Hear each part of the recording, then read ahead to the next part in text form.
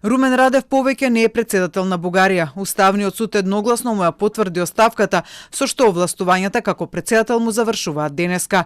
Со ова начело на бугарската држава застанува досегашната потпредседателка Илијана Јотова, која што ќе биде и првата жена претседател на Бугарија. Мандатот на Јотова треба да заврши идниот јануари. Радев во обраќањето во понеделникот образложи дека оставката ја дава за да влезе во трка за извршната власт, за да и се спротистави на олигархијата, која според него управува со државата. Одлуката на Радев доаѓа во пресрет на предвремените избори во Бугарија, откако владата на Росен Желјасков на коалицијата ГЕРБ и Унијата за демократски сили си поднесе оставка во декември. Јотова сега ја презема врската да именува технички премиер и да ги закаже предвремените избори, за кои некои од партиите побараат да се одржат на крајот од март.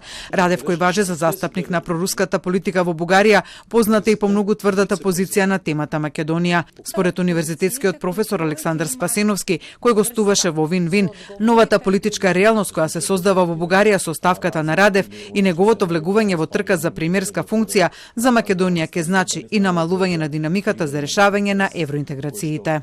Имајќи ги во предвид неговите лични позиции околу македонското прашање и ставовите на државата во однос на барањата Република Бугарија, сметам дека ќе настапи период на многу порестриктивно толкување и многу порестриктивен пристап на официјална Софија кон начинот на кој што официјално Скопје или Република Македонија настојува да ги толкува, да ги интерпретира или пак да ги исполни, но прито и да се заштити кога става збор за барањата кои доаѓаат од сметаше. За експертите по уставно право во Бугарија, Радев ќе нема време да формира партија за самостојно да учествува на изборите, поради што ќе мора да формира коалиција со други партии. Политиколозите пак сметаат дека од влегувањето на Радев во изборна трка најмногу штета ќе имаат опозицијските партии, бидејќи без оглед што Радев најави дека целта му се неопределените гласови, се очекува одлив на гласови да има и од опозицијата.